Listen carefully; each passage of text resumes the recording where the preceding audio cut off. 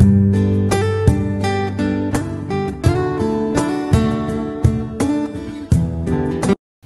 Dear students, welcome back to inside botany.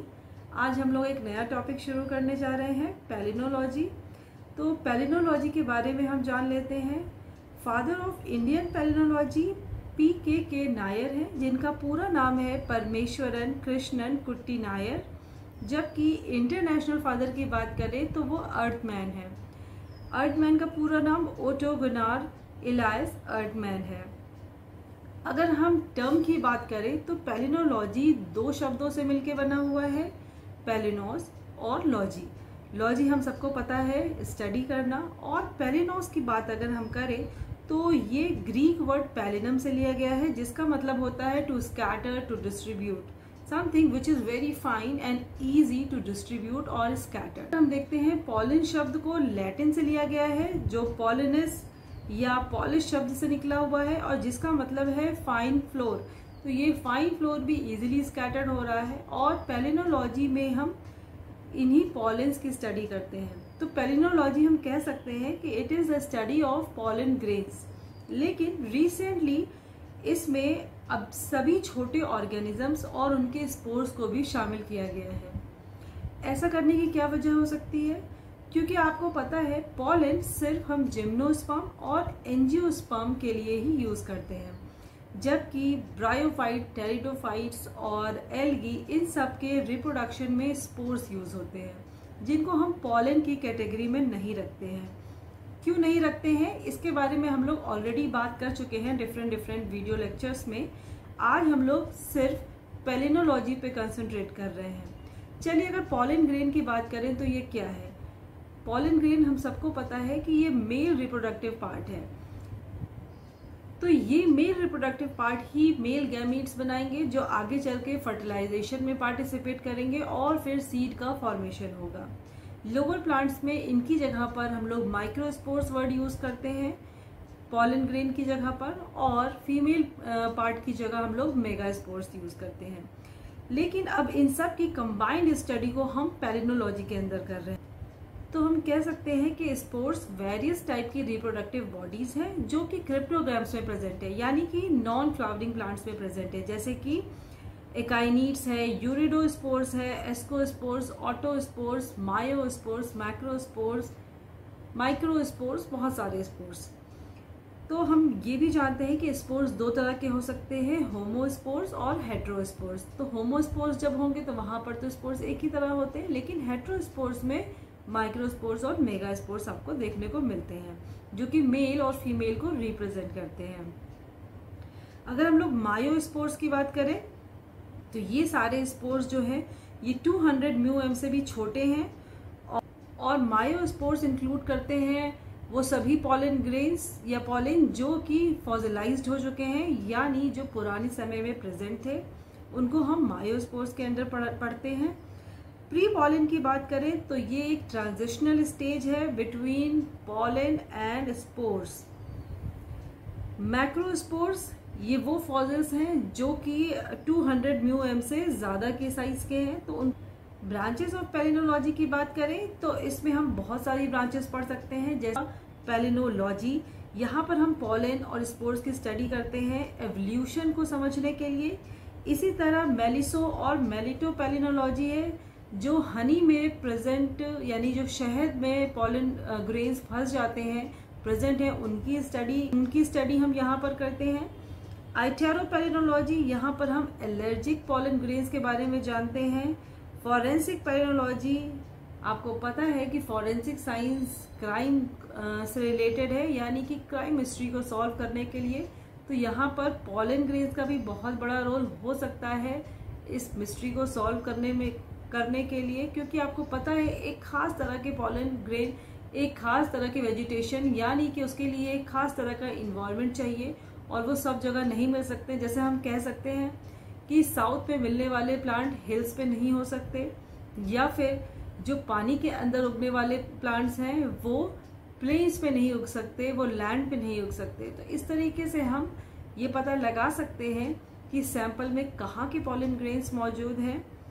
इसी तरह biogenic palynology की अगर हम बात करें तो ये पैलिनोलॉजी का फंक्शनल एस्पेक्ट है, यानी यहाँ पर हम पॉलन का स्टिग्मा से इंटरेक्शन क्या है इसके बारे में स्टडी कर रहे हैं, और पॉलन ट्यूब की इनिशिएशन एंड इलोंगेशन की बात कर रहे हैं, in vitro and in vivo pollen germination की बात कर रहे हैं, पॉलन के स्टोरेज और उसकी वायबिलिटी को चेक कर सकते हैं, पॉलन ग्रेन से हैप्लॉइड प्लांट्स का प्रोडक्शन भी हम कर सकते हैं, जैसा आपने टिश्यू कल्चर में ऑलरेडी पढ़ा हुआ है।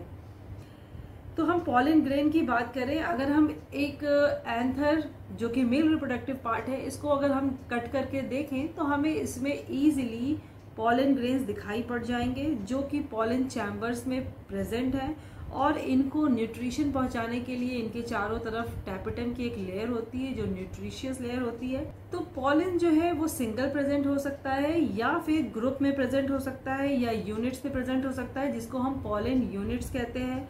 तो अगर एक पॉलन यूनिट या एक पॉलन ग्रेन है तो इसको हम मोनैड कहेंगे, 2 पॉलन ग्रेन डायड, 4 टेट्रैड। अब टेट्रैड आपने सबसे ज्यादा पढ़ा होगा, और टेट्रैड को हम यहाँ अगेन 2 भाग में डिवाइड कर सकते हैं उनके प्लेन्स के ऊपर, यानी किस प्लेन ये टेट्रैड अरेंज है। तो ये यूनिप्लेनर हो सकते हैं, मल्टीप्लेनर हो सकते हैं। इसके अलावा हम इनके डिवीजन के आधार पर भी इनको डिवाइड कर सकते हैं, यानी ये साइमल्टेनियस है या फिर सक्सेसिव डिविजन्स है।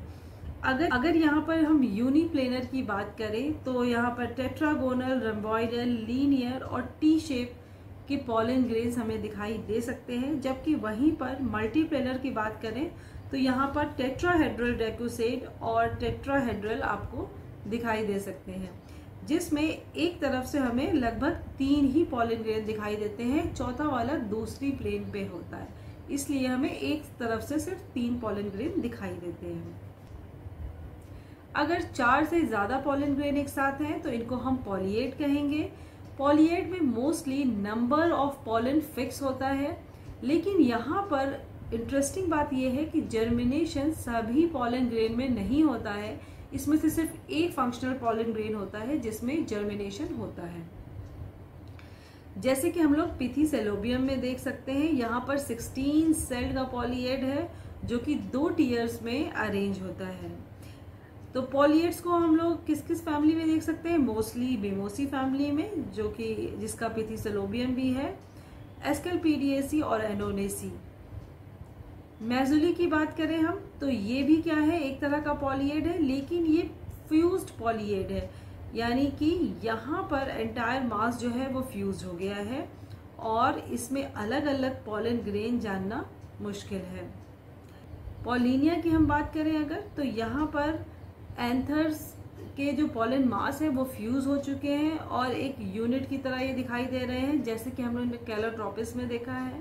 फिर से पोलैरिटी की हम बात करें तो पॉलन ग्रेन्स को हम 3 तरीके से डिवाइड कर सकते हैं, आइसोपोलर, हेट्रोपोलर एंड सबसीपोलर। पोलर जहां पर पॉलन को हम 2 इक्वल भाग में डिवाइड कर सकते हैं, यानी इसका जो इक्वेटर है वो इसे 2 भागों में इक्वली डिवाइड कर रहा है, लेकिन अगर हेट्रोपोलर है तो इसमें एक साइज बिग और दूसरा थोड़ा स्मॉल होगा। इसी तरह सबसीपोलर की बात हम करें तो ये कुछ इन बिटवीन है आइसोपोलर और हेट्रोपोलर के, यानी यहाँ ये कहना बहुत मुश्किल है कि ये साइज में इक्वल है या फिर बहुत ज्यादा डिस्टिंक्ट है।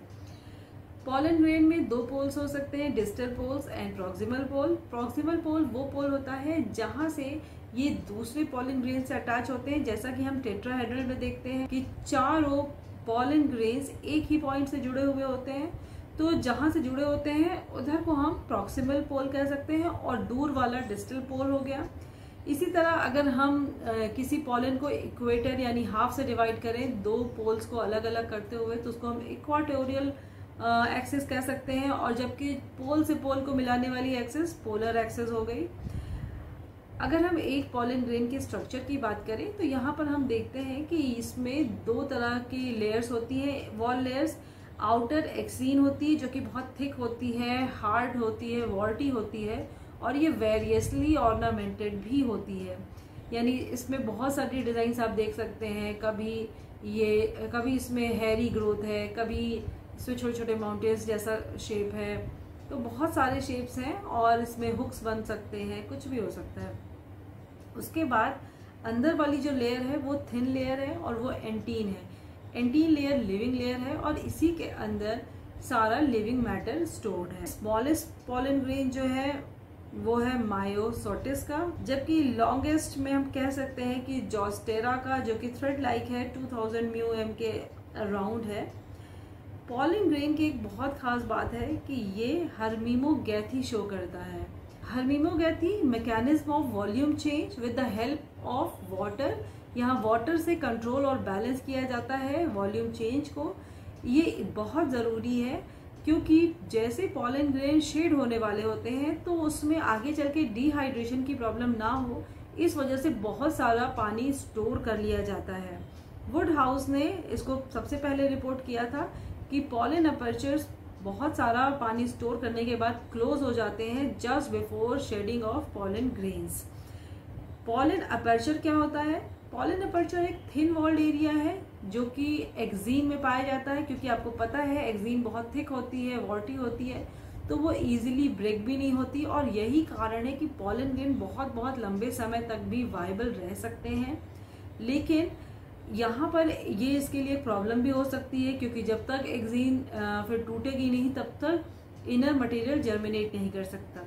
तो इसी वजह से एक्सीन में कुछ छोटी छोटी जगह होती हैं जहाँ पर इनकी वॉल बहुत थिन होती है और यहीं से इंटीन बाहर निकलती है और इसमें मेल गैमीट्स ट्रेवल कर सकते हैं। तो इन्हीं जो थिन एरियाज है इन्हीं को हम लोग पॉलन अपर्चर कहते हैं और पॉलन अपर्चर के बेसिस पे भी हम पॉलन ग्रेन्स को डिवाइड कर सकते हैं, जैसे इन अपर्चुरेट एंड अपर्चुरेट। इन अपर्चुरेट मतलब यहाँ पर कोई अपर्चर प्रेजेंट नहीं है। ऐसे प्लांट भी हैं ज्यूनिपरस जैसे कि है।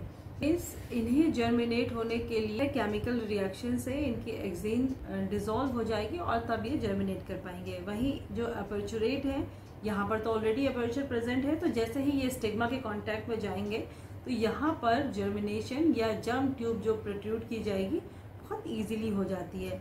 तो अपर्चर में हम कह सकते हैं अपर्चर दो तरह का होता है, पोर के शेप में यानी सर्कुलर शेप में, और कॉलपाई यानी कि इलोंगेटेड अपर्चर जिसको हम लोग कॉल्पस भी कहते हैं और प्लूरल है इसका कॉलपाई। तो अगर हम पोर की बात करें जैसा कि हिबिस्कस में प्रेजेंट होता है और फरो या फिर कॉल्पस के रूप में, तो ये बहुत सारे प्लांट में जैसे इक्सोरा में हम देख सकते हैं प्रेजेंट होता है। पोजीशन अगर इस अपर्चर की बात करें तो इसको हम लोग तीन तरीके से डिवाइड कर सकते हैं, polar, equatorial and global. Polar जैसा कि हमने डिजिटल और प्रॉक्सिमल पोल की बात की थी, तो अगर डिजिटल पोल पे है तो इसको हम लोग एना से डिनोट करते हैं और इसी तरह अगर प्रॉक्सिमल है तो इसको हम लोग कैटा से डिनोट करते हैं। यहाँ इंटरेस्टिंग बात ये भी है कि जितने भी ब्रायोफाइट्स हैं mostly, not everyone but mostly एना अपर्चुरेट हैं, जबकि जो टेरिडोफाइट्स हैं वो कैटा अपर्चुरेट हैं। इक्वाटोरियल की अगर हम बात करें तो यहाँ पर अपर्चर इक्वेटर पर प्रेजेंट है। इक्वेटर पर प्रेजेंट होने को इसको हम लोग जोनी अपर्चुरेट भी कह सकते हैं। ग्लोबल अपर्चर यानी कि पूरे पॉलन ग्रेन पे ही ढेर सारे अपर्चर्स हमें दिखाई देते हैं, इसको हम लोग पैन अपर्चुरेट कंडीशन कहते हैं, पैन पोरेट या पैन कॉल्पेट कंडीशन कह सकते हैं। जो ये अपर्चर की मेम्ब्रेन है इसको हम लोग ऑस कहते हैं, OS ऑस।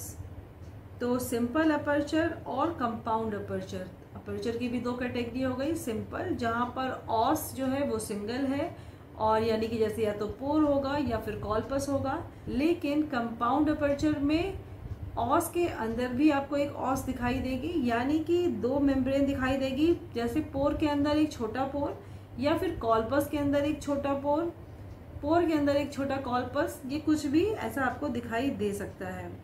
ब्रायो और टेरिडोफाइट्स में हम कह सकते हैं कि यहाँ पर ट्रू अपर्चर या ट्रू पोर्स और कॉल्पस प्रेजेंट नहीं है, लेकिन यहाँ पर बस क्या है, एक फिजर टाइप का स्ट्रक्चर है जो शायद स्पोर्स के अटैचमेंट की वजह से वहाँ पर बने। जब पॉलन ग्रेन की बात हो रही है तो पैलिनोग्राम एक वर्ड है, ये भी बहुत पूछा जाता है।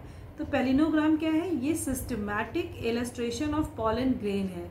तो सिस्टमैटिक इलस्ट्रेशन करने के लिए हमें पता है कि पॉलन ग्रेन के बारे में हमें अच्छे से पता होना चाहिए, और पॉलन ग्रेन की एक्सीन और एंटीन के बारे में हम लोग ऑलरेडी बात कर चुके हैं। एक्सीन उसको भी हम डिवाइड कर सकते हैं सेक्सीन और नेक्सीन में। सेक्सीन जिसमें टेक्टम और कॉलिमेला बनता है, और नेक्सीन जो कि फूट लेयर बना रही है। तो ये जो टेक्टम और कॉलिमेला है ये ही मिलके डिफरेंट डिफरेंट ऑर्नामेंटेशन बनाते हैं। पॉलन की अच्छे से स्टडी करने के लिए हम इसके अपर्चर की स्टडी करते हैं, जिसको हम लोग NPC अपर्चर स्टडी भी कहते हैं। N क्या है यहाँ पर? Number, P position, NC character of apertures. तो अगर हम नंबर की बात करें तो इसको हम लोग ट्रीम से डिनोट करते हैं, और इसको हम कह सकते हैं कि N0 से N7 तक में हम इसे समझ सकते हैं। N0 यानी कि यहाँ पर कोई अपर्चर नहीं है, तो इसको हम क्या कहेंगे? ए ट्रीम। जबकि अगर एक अपर्चर प्रेजेंट है तो इसको हम मोनोट्रीम कहेंगे। वहीं पर अगर 2 अपर्चर हैं तो डाइट्रीम। इस तरह अगर 6 या 7 से ज़्यादा अपर्चर प्रेजेंट है तो इसको हम पॉलीट्रीम कहते हैं। पॉलीट्रीम जिसको हम N7 से डिनोट करते हैं। वहीं पर अगर अपर्चर इर्रेगुलर हो गए या फिर उनकी पोजीशनिंग इर्रेगुलर है, समझ नहीं आ रही, तो उसको हम एनोमोट्रीम कहते हैं, और इसको हम Na से डिनोट करते हैं। पोजीशन इसको हम P0 से P6 में डिवाइड कर सकते हैं। P0 अगेन अगर अपर्चर ही नहीं है तो उसकी कोई पोजीशन भी नहीं होगी। लेकिन अगर एक अपर्चर प्रेजेंट है और वो प्रॉक्सिमल साइड में है तो उसको हम लोग कैटाट्रीम कहेंगे, और डिस्टल साइड में है तो एनाट्रीम। और अगर दोनों ही पोल्स पे प्रेजेंट है तो इसको हम लोग एना कैटाट्रीम कहेंगे। अगर जोन्स पे प्रेजेंट है तो जैसा हम लोग ने पहले बात की, जोनल कहेंगे या जोनो कहेंगे। 2 बार जोन पे प्रेजेंट है, यानी कि इक्वाटोरियल लाइन पे हमें 2 बार दिखाई दे रहे हैं 2 रिंग में, तो इनको हम डाइजोनो कह सकते हैं, जिसको हम P5 से डिनोट करते हैं।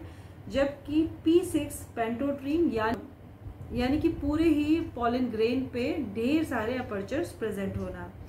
वहीं कैरेक्टर्स की बात करें तो इसको हम लोग C0 से C6 में डिवाइड कर सकते हैं। अगेन यहाँ पर अपर्चर्स को लेप्टोमा कह के भी डिनोट किया जाता है। तो C0 जहाँ पर हमें उसके कैरेक्टर के बारे में ज़्यादा आइडिया नहीं है उसको हम C0 से डिनोट करते हैं। C1 जहाँ पर 1 अपर्चर है जिसको हम लोग मोनोलेप्ट कह सकते हैं। इसी तरह ट्राइकोटोमो कॉल्पेट, यहाँ पर इसको हम C2 से डिनोट करते हैं, जहाँ पर हमें 3 फिजर्स फ्यूज दिखाई देते हैं। अगर एक कॉल्पेट प्रेजेंट है तो इसको हम C3 से, पोरेट है तो इसको हम C4 से, और अगर कॉलपोरेट यानी कि यहाँ पर कंपाउंड अपर्चर है, कॉलपोरेट है यानी कॉल्पस के अंदर पोर, तो इसको हम C5 से डिनोट करते हैं। और इसी तरह पोरोरेट यानी पोर के अंदर पोर, इसको हम C6 से डिनोट करते हैं। इसके अलावा कुछ और भी इंटरेस्टिंग तरीके के अपर्चर्स हैं, जैसे कि पैरासिन कॉल्पेट। या इसमें हमें एक्सिन के बीच में गड्ढे दिखाई दे रहे हैं, और कह सकते हैं कि जैसे कॉल्पस बहुत बड़े होके फ्यूज हो गए हों, तो यहाँ पर रिजेस एंड फरोज दिखाई दे रहे हैं। इसी तरह स्पाइरल बैंड्स दिखाई दे रहे हैं, तो उनको हम स्पाइरल अपर्चर कहते हैं। और अगर सभी कॉल्पस एक कॉमन एरिया पे फ्यूज हो रहे हैं तो उसको हम लोग एपोकॉल्पियम कहते हैं, या कह सकते हैं कि एक पोर या एक कॉमन एरिया है जो कई कॉल्पाई से बाउंड कर रहा है। इसी तरह मीजोकॉल्पम, यहाँ पर कॉल्पाई की जो लेंथ है वो बाउंड है, एक पोर को बाउंड कर रही है। सिनकॉल्पेट, यहाँ पर अलग अलग कॉल्पाई एक जगह पर आके फ्यूज हो गई हैं और पता नहीं चल पा रहा कि कौन सी कॉल्पाई कहाँ पर है, तो यहाँ कॉल्पाई फ्यूज है, इसीलिए इनको हम सिनकॉल्पेट कहते हैं। पॉलन के बारे में हम लोग ने अभी इसके सिर्फ कह सकते हैं मॉर्फोलॉजिकल कैरेक्टर्स के बारे में यहाँ पर डिस्कशन किया है। पॉलन ग्रेन कैसे बन रहा है और आगे ये मेल गैमीट्स कैसे प्रोड्यूस करेगा, इसके लिए हम अलग से बात करेंगे दूसरे लेक्चर में। तो आज के लिए बस इतना ही। नए लेक्चर में हम नए टॉपिक पर बात करेंगे। Thank you.